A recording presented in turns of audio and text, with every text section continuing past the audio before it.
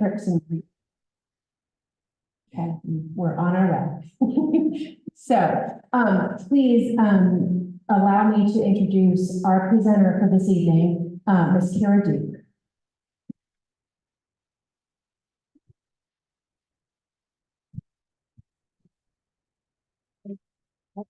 All the things.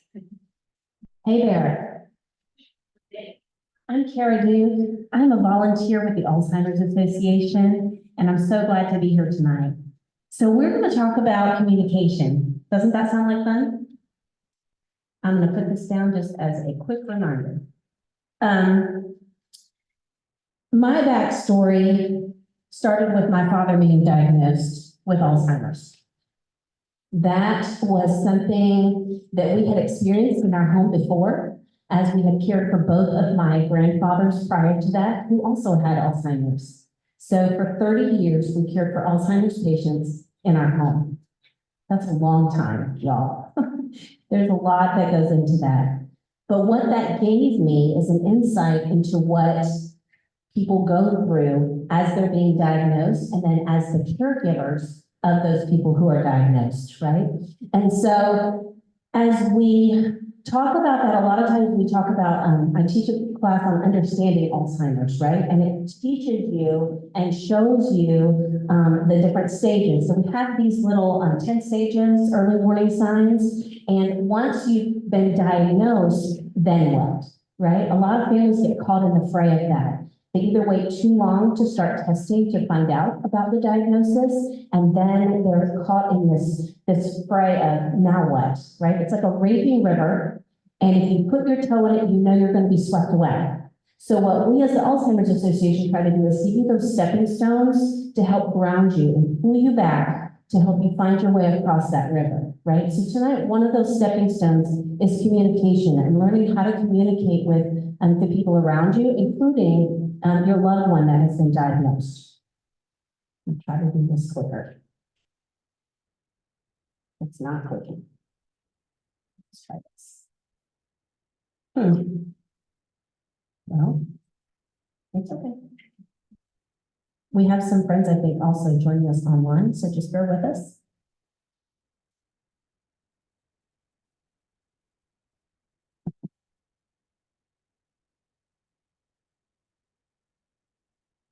Well, while we're figuring this out, oh, perfect, look at you, you're awesome, thank you. So there's, this is kind of the sketch of what we're gonna go through tonight. We're gonna talk about explaining the communication changes that take place throughout the course of the disease. We're gonna talk about decoding the verbal and behavioral messages that are delivered from somebody living with dementia, and then how we respond to that. And then we're gonna identify strategies to connect and communicate. What is communication? This is where you get to join in. What is communication to you? This is where you communicate. Sharing of ideas. Sharing of ideas. How else do you communicate? Expressing your needs. Expressing needs. What was that other? Yes? Sending and receiving a message. Sending and receiving a message. Yes, You could have nonverbal or verbal. that's right. Nonverbal or verbal. Facial expressions, right? Talk, touch, sound. There's all kinds of different ways that we can communicate. Art, music, right? So communication is this huge umbrella that we have to kind of figure out how do we navigate underneath it, right? There are three main stages we're going to talk about tonight. One is the early stage, which is considered mild, the middle stage, which is considered moderate, and the late stages of the disease, which is considered severe. Now, once your loved one has been diagnosed, you or your loved one has been diagnosed, they're going to kind of give you an idea of 6 to 8 steps or stages that disease will go through. So currently, there is no cure for Alzheimer's, right? And so the Alzheimer's Association is seeking that cure. But until then, we have to find ways to navigate it. The early stages are usually when the diagnosis is happening or has just happened. And so you're going to find that they can still convey thoughts and feelings. They usually still have all their verbal skills. They're able to make decisions about future care. They're able to make decisions about future care. Guys, this is so important. It is so important as a caregiver and a loved one to make sure that they are a part of this process, that you plan for what's going to happen, right? We always tell our kids, very few good choices are made in the heat of the moment, right? Let's make the decision before the decision. So this is a great time to have those conversations of what does that look like for you? And who can we connect with in our community to make sure that we're taking the proper steps so that we can care for them throughout the process and maybe their property, their estate, whatever. The middle stage goes into using basic words and sentences. You'll start to see language skills diminishing. They're going to rely more on your tone and your facial expressions, right? Our tools to communicate, and your body language, and then continuing to need emotional connections and meaningful activities. We'll talk a little bit about that later. The late stages are heartbreaking. I'm just going to be honest with you. They are torture for the caregiver because it hurts. And the loved one will then respond often to certain words or phrases that they might recognize, music, smells, sounds. And so these are all ways that we can help kind of connect with them throughout the whole process. In the early stages, caregivers may notice that there's difficulty in finding the right words. How many of you have someone that you know or is in your family that has been diagnosed with Alzheimer's disease? Are they currently living? Any of you currently care? Okay, so you're currently caring for them. So, finding the right words. That is one of the things we noticed early on, right? My dad was brilliant. He was a businessman, he was sharp. And he had heart surgery. And when he had heart surgery several years before he was diagnosed, they said, oh, the amnesia, the anesthetic is going to make him a little foggy, fuzzy. It's going to be fine, but it might take a while for that all to come back. It's just part of the anesthesia. It's normal. So for years after that, Dad would go, I'm just a little fuzzy, right? And we're like, oh yeah, that's right, because you have the surgery, of course you're fuzzy, no problem. It's fine. Well, what we didn't realize was that as the Alzheimer's was taking more and more control of his faculties, that fuzzy was actually the disease. And we were like, oh, it's fine. And it's probably not fine. 6 years after, it probably should have worn off by then. But to us, we didn't know. We didn't know to look for that because even though we had gone through it multiple times with other relatives, everybody progresses differently. And so to see them going through the stages at different rates, some go through them really fast at the beginning and then they kind of taper off, right? And it depends on the medicines that you choose. There are medicines that can slow down the process. It depends on your personal health. It depends on your activity levels. There are so many factors because we're individuals, right? And even though there's a pattern to the disease, everyone's a little bit different. So you really have to watch and listen to your loved ones. They may start taking longer to speak or respond. They have to process before they can talk. And that may be not normal, right? My dad was sharp. He was quick, but he started to slow. Withdrawing from conversations because it's uncomfortable because they know that they're not processing as fast. So they may slow down or they may not want to do normal things that they do. Maybe they go to church all the time. And now they're like, I don't know, maybe I'll miss today. Right? Maybe they have a car club or a book club or something that they're always a part of that they look forward to, that they start to kind of shrink back from. That's a flag. Notice that because there's a reason behind it. Struggling with decision-making and problem solving, I think we can fit that into just about any stage of life, but you do want to be aware of those and just keep a close eye on them. Those are your early stages. For the caregivers, we do a whole class on caregiving and as he was saying, fill your cup, right? How to be a good caregiver and how to find support around you. As the caregiver, you can ask directly questions and comments that help them communicate. You speak directly to the individual, right? Keep sentences clear and straightforward. Not, what do you think we should do today? I don't know. There's 1,000 answers to that. Maybe you could reword it and say, hey, it would be fun to go to the park. Do you want to put your shoes on? That's a direct question, right? So keep those things short and sweet. And include the person in the conversations that affect them, like we said before, especially when you're talking about planning for their future, whether it's their care, their estate, that type of thing. Keep in mind that you need to avoid making assumptions.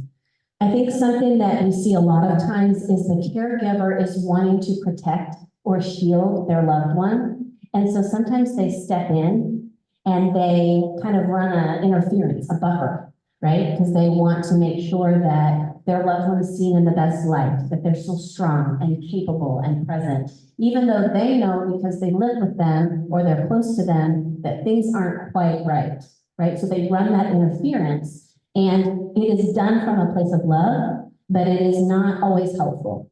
And so you need to find ways to laugh together, be honest with them, stay connected in these moments when they can still communicate. Then we head into the middle stage. This is the moderate stage, and you're going to see a decline in the verbal skills as well as the physical, the movement skills. This is where we see a lot of dropping things, distance, depth perception. We see people who are car accidents, right, bumping into things because they can't judge that depth perception. It's one of the early stages that kind of bleeds into that moderate middle stage. Inventing new words for familiar things.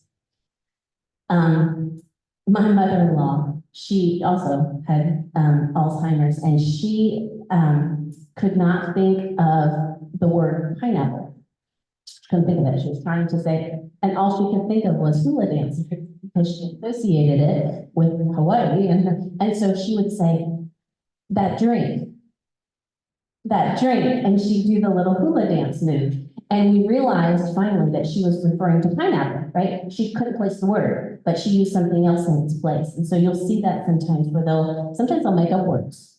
They just make up random gibberish, almost like a toddler who's learning to speak. Some of those same verbal skills you'll see come back around in those middle and later stages. They also have, often will lose their train of thought. While they're talking, we see this often, right? And actually we've seen this a lot in celebrities lately. We have a lot of high profile people who have suffered through different forms of Alzheimer's and dementia, and it's really brought an awareness, which is a good thing. But we also have seen it, because for years it was something nobody wanted to talk about. It's very hush-hush, you kept it in your home, nobody knew, right? And so they have really put a spotlight on it for all of us so that we can see like Robin Williams and Johnny Cash and Bruce Willis, right? All these guys who have come out and said, hey, I have this disease, but you can see these patterns in them follow their story or their careers at all. Stuttering, speaking less frequently, that goes back to the withdrawing, right? And communicating through actions or charades, acting things out. When you notice a major or sudden change, please contact your doctor, right? I'm not a doctor, I'm not giving medical advice, but I'm telling you, these are the stages that we see. And when you see sharp changes in behavior, you always want to get an opinion of a medical professional. Approach the person gently. This is something that, depending on your culture even, may be something that you don't even really think about. In some cultures, if someone says hello to you and you're walking by and you're like, hey, how you doing? It's good to see you. And you don't turn and look at them, it's very disrespectful, right? So you have to turn and you have to face them. Alzheimer's patients tend to struggle with perception, right? The depth perception, the social cues. And so as they head into this middle stage, it's very important to approach them from the front. Don't sneak up, on them, right? Don't surprise them, because their senses aren't as aware as they used to be. Also announce who you are. I do this in a professional setting anyway, because people forget, people forget your name, right? So I always try to walk in and go, hi, I'm Kara, it's so nice to see you, because then that takes the pressure off. They don't have to remember my name, I just told you my name, right? But with an Alzheimer's patient, you could be their spouse, you could be their child, they will forget your name. They will forget your face. Sometimes they'll remember the face, but forget the name, right? There's stages of that. I remember the day that my dad forgot who I was. That was not a good day, right? That hurts. It's painful. And often they know that they're forgetting, but they can't figure out why they're forgetting, right? And that's part of the disease. It's part of the course of it. Maintain eye contact and smile. Smile goes a long way. Even little babies, when we smile at them, what do? They coo and they smile back, right? Because it's our natural instinct to respond to that. Get at eye level, if possible. If they are at a point where they're maybe not able to move about, walk about, if they're sitting, try to sit with them. If they're lying, try to get where you can be eye level with them, because that will help connect. These are just good communication skills regardless, right? But in these scenarios, it really does help them feel like they are a part of the conversation. Pay attention to your tone and your volume. So my dad's brother, he had 8 siblings, and one of his brothers was very loud. He's a very loud man. And whenever he would come into the room, he would shout out my dad's name. Don't recommend that necessarily, but in this case it worked, because every time my dad heard his voice, he would smile all the way, almost to the end. He knew the voice. He recognized it. Now the brother would come around and get eye level and talk with him and give him a kiss and a hug and be face to face. Didn't always recognize the face. He was like, who's this guy? But the voice, he knew it. His eyes would light up every time he heard it. So it's important for us as caregivers and family members to remember that the person we know and love is in there. They're in there. And if we can find ways to connect with them, sometimes it's fluid, right? Some days are better than others. Some days you walk in and their eyes light up, they recognize you. Other days you have no idea, right? And so you have to kind of hold on to those moments and try to keep those connections and those conversation topics open. Avoid criticizing, please. Avoid criticizing, correcting, and arguing. Correcting can be difficult because a lot of times their reality is skewed, right? And they'll say things that are just crazy or silly or just way off base. And we teach you to join them in their reality, right? Because it's real to them. It's where they are right now. And so our goals are to keep them safe and to provide shelter and comfort, but also to make sure that we don't challenge them, because it can rile them up and it can really be dangerous for them. Because they don't always, a lot of times they get angry and lash out. And that's not them, it's the disease, it's the way it affects the brain. And so you just have to be aware of that.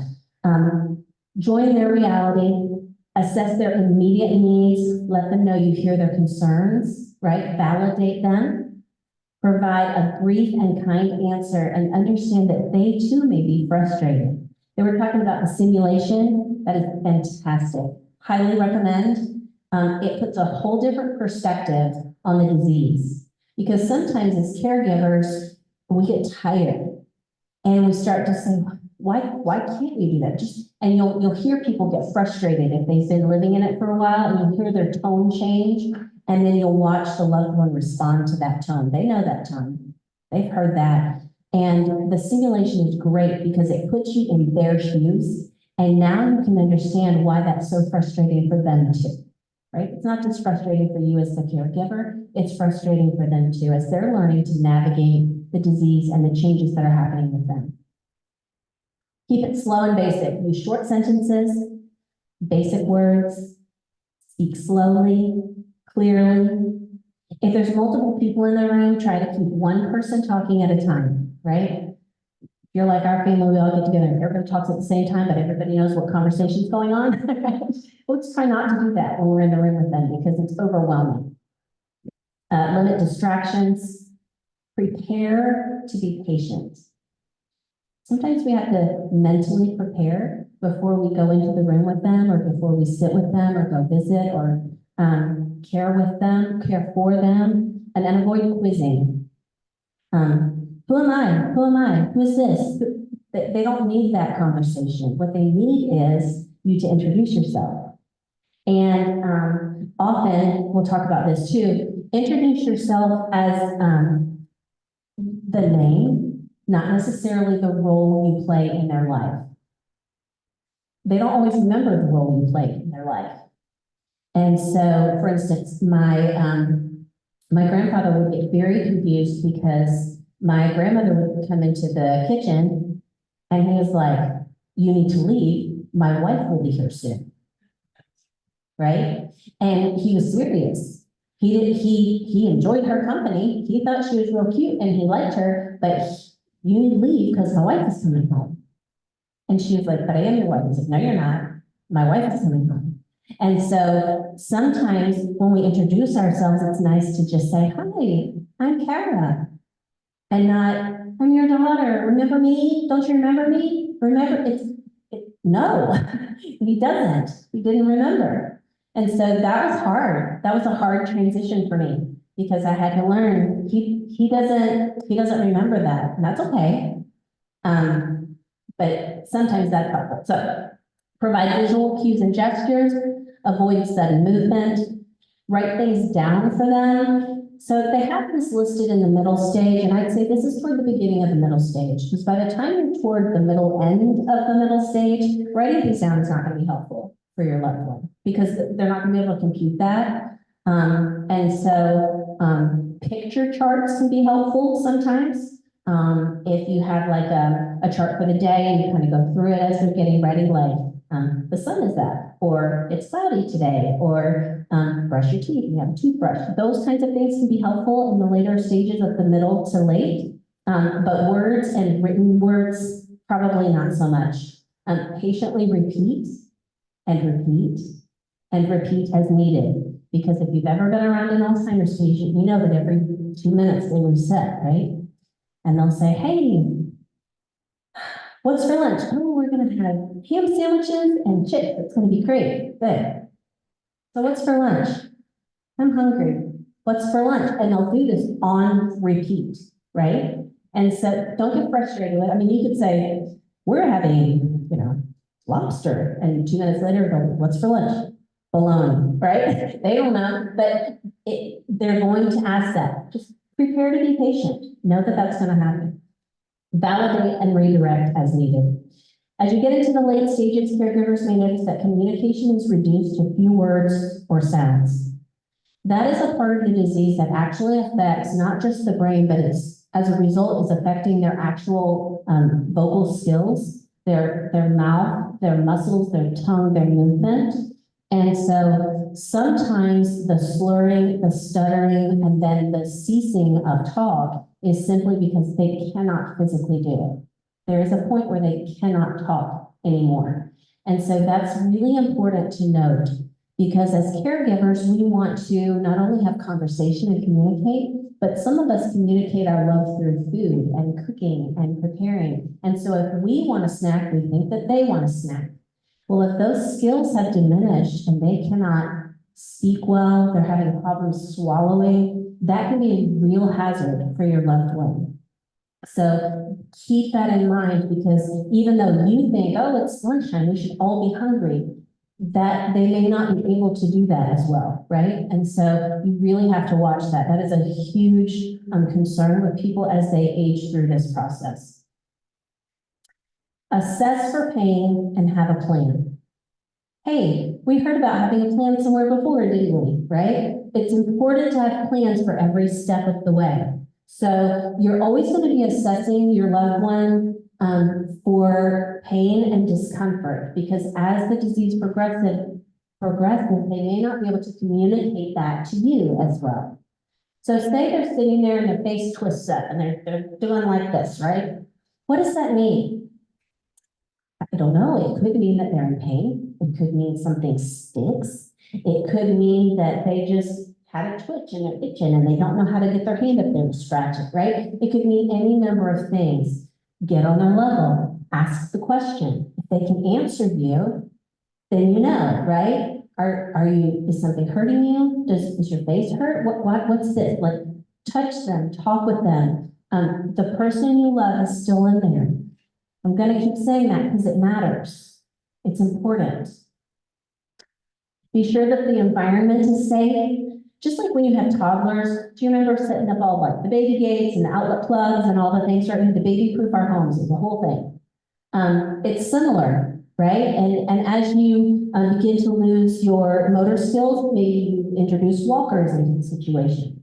You have to have clear paths for those. You have to make sure that they understand where steps are or where transitions are between carpet and hardwood. Those kinds of things catch someone off guard if they're not prepared, right? And they hit that other surface and it becomes slippery. Or maybe they're motoring along on the hardwood and they hit the carpet and it's like the brakes slam on, right? Those are things we have to consider as we go through the process. It's all part of that communication, but also the preparing the environment for their safety. Keep talking, singing, and reading through the whole process. Keep doing that. If those are things they love, keep doing that. Keep introducing and reintroducing them to those things. And use all 5 senses to communicate. Who knows this song by Anne Marie? You Needed Me. Come on, you know it. You don't sing it, you're gonna sing it. I'm not gonna sing it. I thought about it, but then I thought, no. Here's something that this song says. I cried a tear, you wiped it dry. I was confused, you cleared my mind. You held me up, you gave me dignity. Somehow, you needed me. You held my hand when I was cold. When I was lost, you took me home. You gave me hope when I was at the end. You even called me friend. That's so nice. This is a love song, but it could easily fit into the story of someone who's traveling through the course of Alzheimer's and dementia, right? Because each of these things, they'll need you for that. And you as the caregiver are going to need someone to help you with these things as well. It's so important to surround yourself with a community of people who can refill that cup for you. What is communication? We talked about this at the beginning, right? All the different things, connecting with others, using your voice, using facial expressions, gestures, sound. Communicating in the early stages, these are some suggestions of things that you can do, right? Connect through sight. Laminate close, brightly colored photos. So one thing we did for my dad when he was first going through his early stages of Alzheimer's was we all took photos of us up close, right? Individual photos of each family member up close. And we hung them on a little pin board for him, and we would review them with him, right? Because he would look at faces, but he couldn't place the name, right? And so this helped him do that. It was a bright, close picture of just their face, and we could say, this is, and name the people as we went through the family. And so that can be helpful early on to kind of help keep that conversation. And my mom would also do that whenever somebody was coming over. She would make sure she showed pictures of them and talked with them about who was coming, why they were coming to visit, that kind of thing. Watch videos of animals, nature, or travel. You can listen to music that they enjoy. My grandmother, she loved hymns, okay? And she grew up Mennonite, and so they sang a cappella songs all the time. And so we had recordings of that we played her often in her room, just kind of on repeat, because she enjoyed it and it brought her peace. And she would sing, her little lips would move to the words all the way through to the end. It was something that just triggered and it connected, and for her, it was a source of joy and hope for her. So if there's a certain kind of music that they like, or maybe audio books, if there's a series that they enjoy, those are things that you can also do to help kind of occupy the brain, keep it moving and active. Go bird watching, do an aquarium, paint with watercolors if they're into art and crafts and that type of thing. Go outdoors or sit by an open window. My dad used to love the water, and so he had a lake behind his house, and so he would sit in the chair back by the lake, and he would look at it for hours and hours. He had a big book. He read it every day. I don't think he had any idea what the book said, but he would read in this big book every day and sit by the lake because he felt comfort and peace there, right?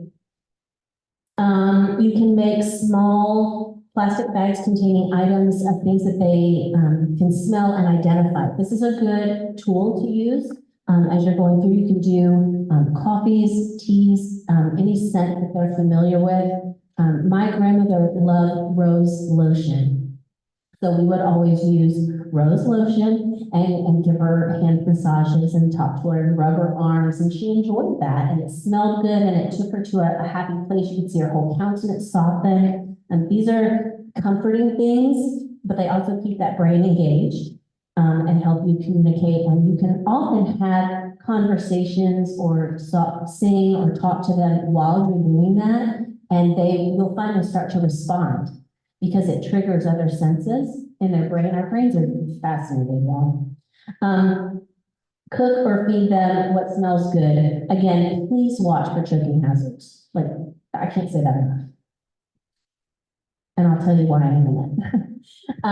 Help them connect through touch. So as we get into like the early, bleeds into the middle stages, different types of fabrics. You can do a little swatch book and they can kind of feel the different fabrics. As they start to lose verbal communication, these tactile things are really helpful for them to just communicate, feel present. It brings them back to a sense of reality. Identify everyday items in a bag by touch. And by this stage, that may not be your best step. Go for a Sunday drive. They love this. They love going out and seeing and feeling free because they begin to feel very trapped in their environment, right?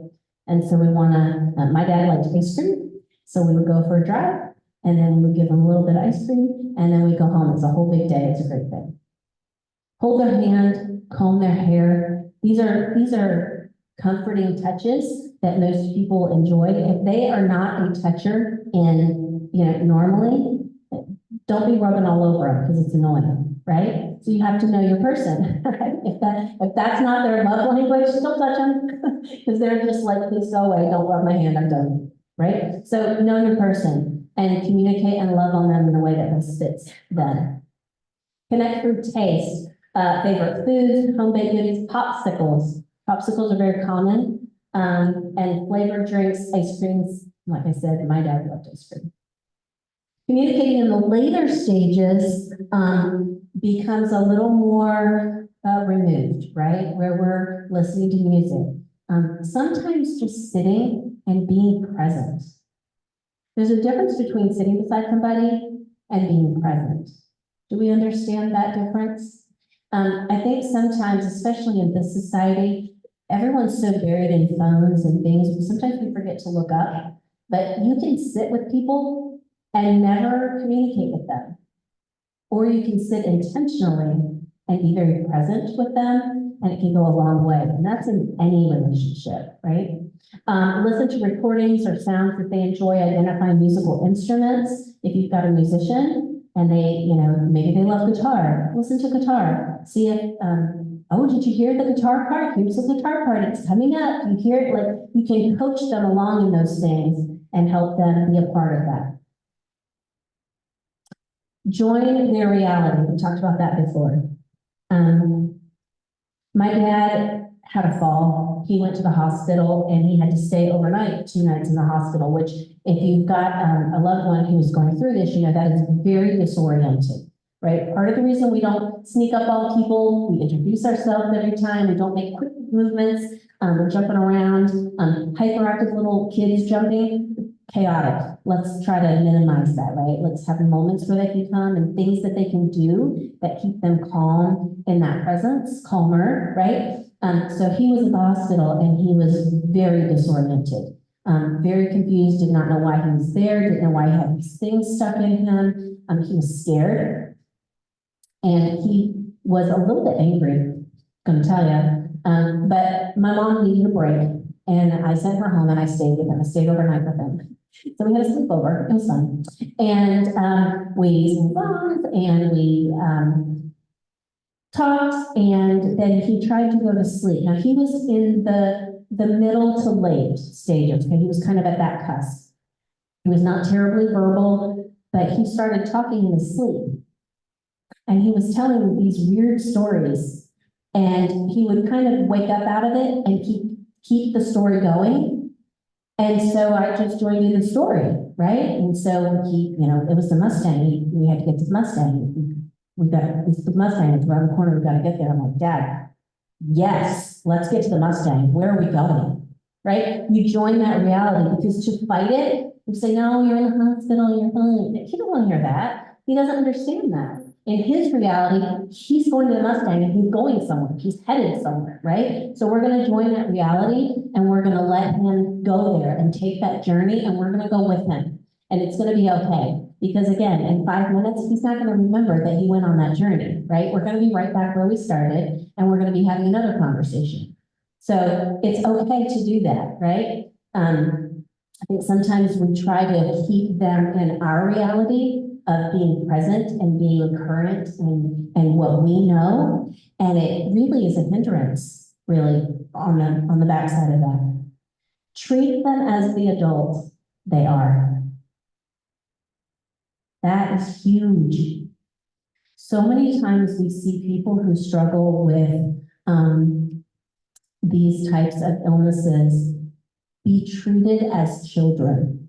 Now, are some of their mannerisms childish? Yes. Are some of their verbal skills and their recognition skills on a toddler level? Yes, they are. But they are an adult, and you need to treat them with respect, right? We need to make sure that they are covered appropriately when people come in the room. We need to make sure that we speak kindly to them and that there's a respect level there, because these are adults and they're your loved one and they earned it. They deserve it. That's okay. Advocate for your loved ones. You are going to be the best advocate that they have. And as they go through the disease, as you start the process, you're advocating because you're saying, hey, let's go find the best doctors for you. Let's figure out what medicine's best for you. What do you think about this? Hey, let's find some kind of like elder law, right? So we can make sure that your estate is settled. Let's find, all these things. We're lining these things up. Then as it progresses in, then it's, maybe we need support staff. Maybe we need comfort care to come in and help with some things, right? Those types of things. So maybe we pull that in.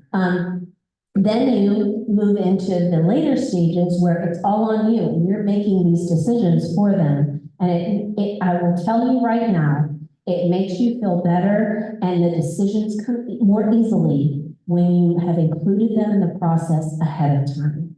Because there's not, especially if you've got siblings or other family members involved in that process, multiple people, everybody has an idea of what's the best way, right? But if we've already handled that on the front end with the loved one, there's a much clearer direction, and those decisions come much more easily, and you have a much better confidence in those choices that you're making.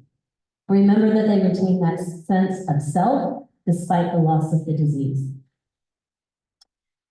Alzheimer's Navigator. So the Alzheimer's Association has this on their alz.org is the website, by the way.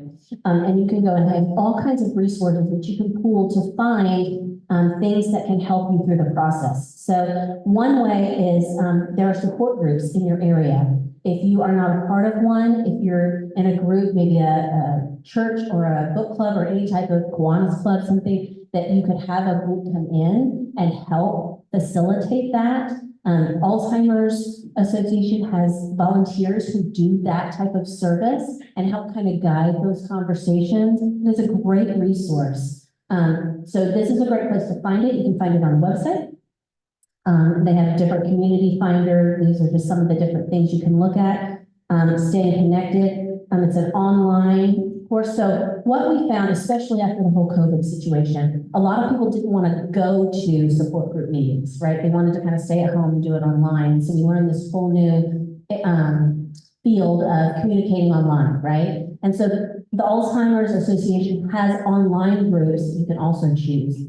There's also a 24/7 response line that you can call if you have any questions, concerns, 24/7. You can call, it's a hotline, and they will connect you with what you need to be connected with. There are also education programs. That's what this is. We offer lots of different topics.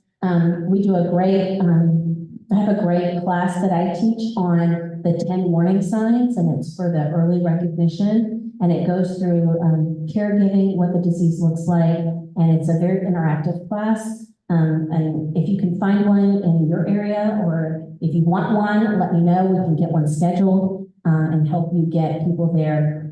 I also do I call it a house party, where I go in for somebody who's been recently diagnosed or somebody who's in the process of Alzheimer's, and I offer I facilitate a house party meeting where you can call your immediate friends and family and loved ones, and we can sit in your living room or your kitchen or wherever you want, your back deck, and we can have, a few treats, and we can sit and talk about what the disease is.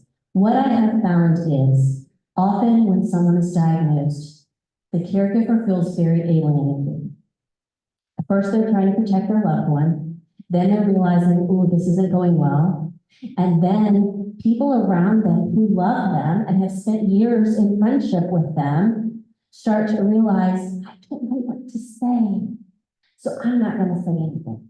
I'm just going to stay over here and, oh, bless her, that's really bad. I'll just, she needs your help. He needs your help, right? And so what I have found is it's great to initially pull that in and say, hey, Bob was just diagnosed, and Barbara wants you guys to come over, and we want to just have a conversation of what that might look like in the days to come. You want to have a house party? Yeah, who doesn't want to have a house party? So we come in and we just talk about it. This is what's going to happen. This is what she's going to need. This is how you can help her through the different stages, because as it goes, they start sundowning.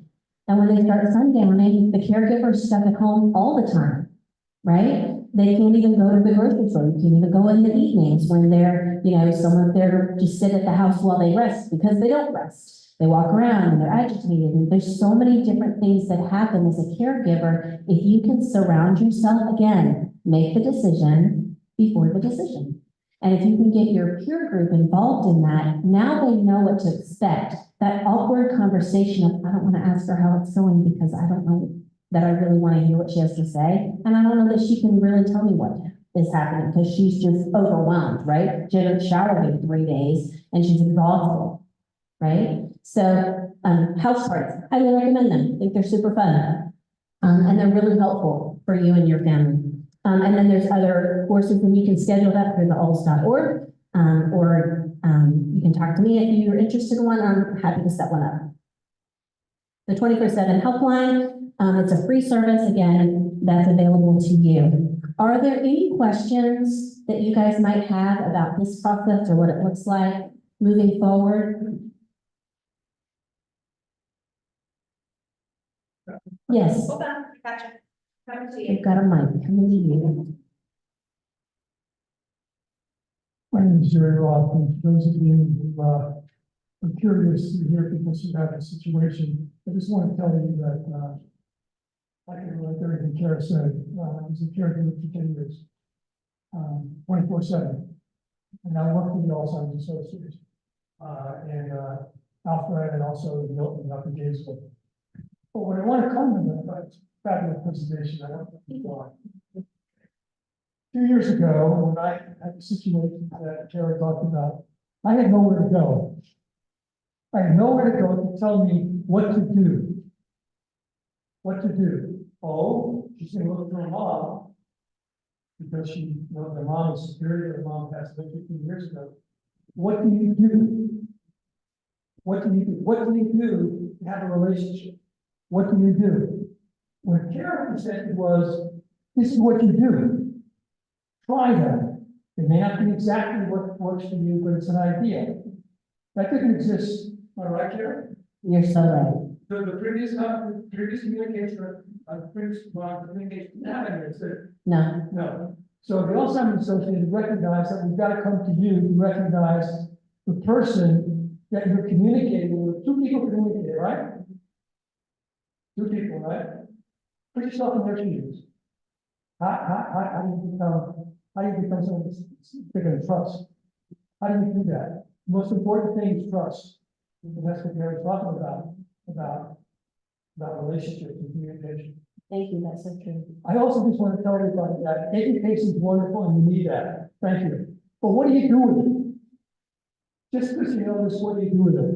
It's up to each one of you to take a step. She's outlined for you how to take a step and outline for you Alzheimer's Association help and assistance. And there's so much help around today that didn't exist before this time. Absolutely not. So I just want to say thank you very much. I've not heard this presentation. I'm delighted and excited about it. I can't wait to go back and talk to my people. This is the person I'm with. Thank you Thank you so so much. much. Thank you so much, and that is so true. One thing I learned a long time ago, I had someone speak into my life, and it resonates with me, and I hope it resonates with you, is don't waste your pain. We all experience things in life, and we all experience painful things. And this is one of those painful things, don't waste it. Learn from it, to his point, and share it with people you know. One thing I love about the Alzheimer's Association is it takes just everyday normal people like me, and it puts you in a position to share your pain, right? You don't waste it. And so there's lots of opportunities that you can use to volunteer or to help at any level. If you're an introvert, you don't want to get up in public speak, that's okay. There are ways that you can quietly serve, right? And there's walks that you can be a part of, and there's whatever your interest is, I can almost guarantee you can find a way to connect. And so it may not be the season for that right now for you. Maybe you're full on caring for your loved one, and that is enough. That is enough, right? But later, you might want to find a way to give back. And there are great opportunities for that, where you can volunteer and you can help. You can be a part of a great association that's making change for people and helping them find those stepping stones across that river. Because to Jerry's point, when we were going through this 30 years ago, there weren't stepping stones, not like today. It was like, that's too bad, figure it out, right? And so this has been a huge help to know that we have these resources in place. And again, it's a 24/7, it's online, you can go online at any time of day and check it out and help with that. Any other questions, comments, cries of outrage? Yes. It's not hard, but Yeah, it is hard. Think about it. It's emotional, it's physical. it is emotional, It's hard. physical, and hard. Find people that you really get with the one that is still. Yeah. Thank you. Yeah. Go ahead. Talked about how your grandpa and great-grandpa and dad had it. What is the statistic for hereditary versus idiopathic? Yeah, that's a great question. So it was for both of my grandfathers and my father particularly. It has been thought for many years that it is a genetic passing of the baton. But what they have found in recent research is that it is not necessarily a genetic passing. There are certain races and genetic markers that can point to that, but it is not necessarily genetic. So just because your aunt or your mom or your grandmother had it does not necessarily mean that you will get it. So they don't know exactly what causes it. There are some pointers here lately, if you paid attention to the news and research, that diabetes and those sugar levels can be a factor. And so they're researching that more and more, and they haven't come out and said it all together. But that's something that they are researching. And that's something the Alzheimer's Association really pours into the research, because we're trying to find a cure. And the founder of the Alzheimer's Association, he got into this because his wife had Alzheimer's and there was no resources for him. And he said, well, that can't be. And he started this organization to research and to fund research and to provide help for people. So it's not necessarily a genetic marker. I don't know the exact statistical numbers because they change often, right? But it is something that they have recently discovered. It's not necessarily genetic. Yeah. And we do go into that in understanding Alzheimer's class a little deeper. Yep. Anyone else? Go ahead. Does Alzheimer's affect the general health of a person? Yes? Yes. Yes, it does. And so there are, let me qualify that. I say yes, I'm not a doctor, right? So take it for what you want. The way that it can affect the general health of a person is how any debilitating disease can affect the general health of a person, right? As you cannot move well, as you lose your faculties to walk, run, jump, right? Are you going to become more sedentary? Yes, you are. As you become more sedentary, are there health factors that are going to perk up and show up and raise their head? Absolutely. Is it a direct result of the Alzheimer's?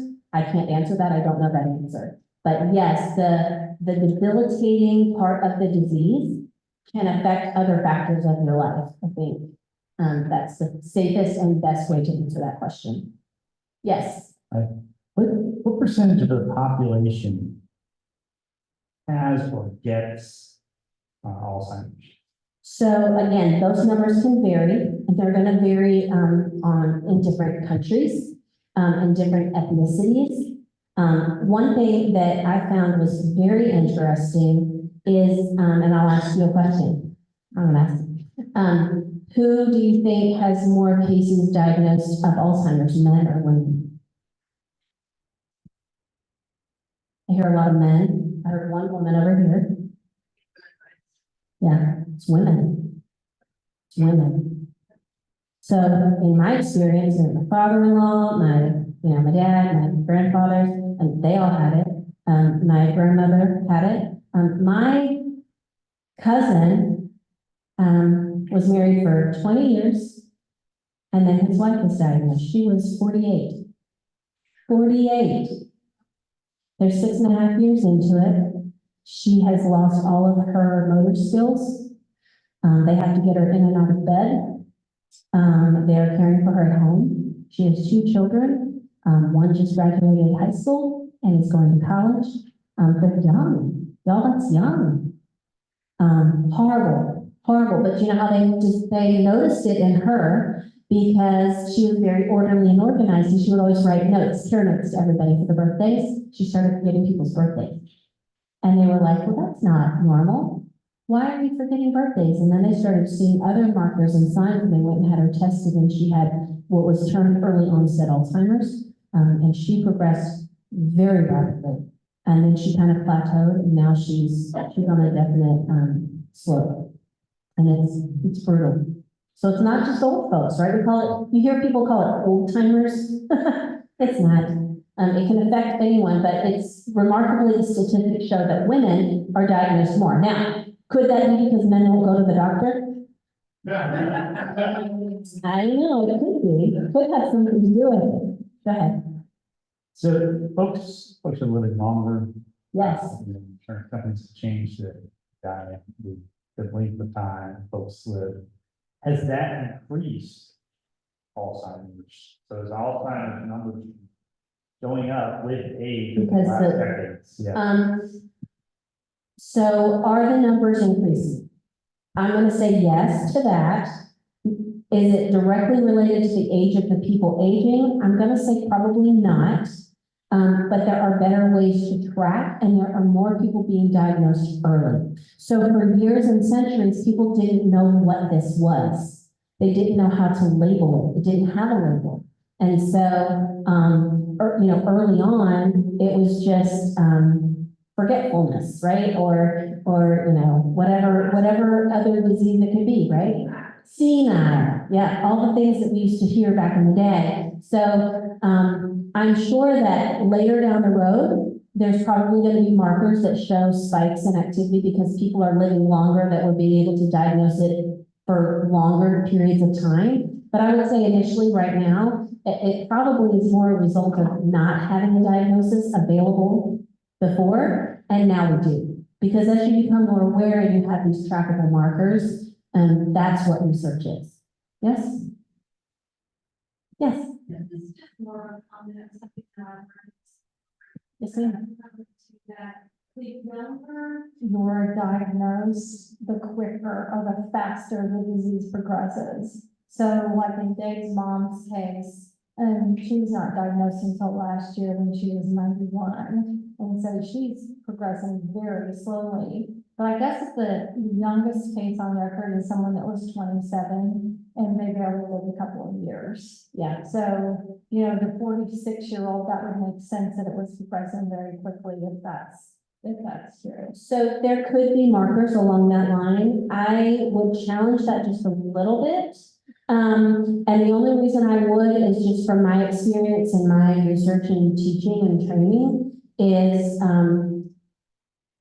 the disease has been tracked, right? There are stages and phases of the disease, and if you have a loved one going through it, for us, for my dad, they were spot on. They're like, he's heading into stage 3, he's heading into stage 4, and the marker, it's kind of like when your toddlers were little, right? It's all I can relate it to, y'all, my mom. And they would say, oh, by this age, they should be rolling over and sitting up and all of it, right? It's similar to that, right? Do they all do it at the exact same time? No, they do not.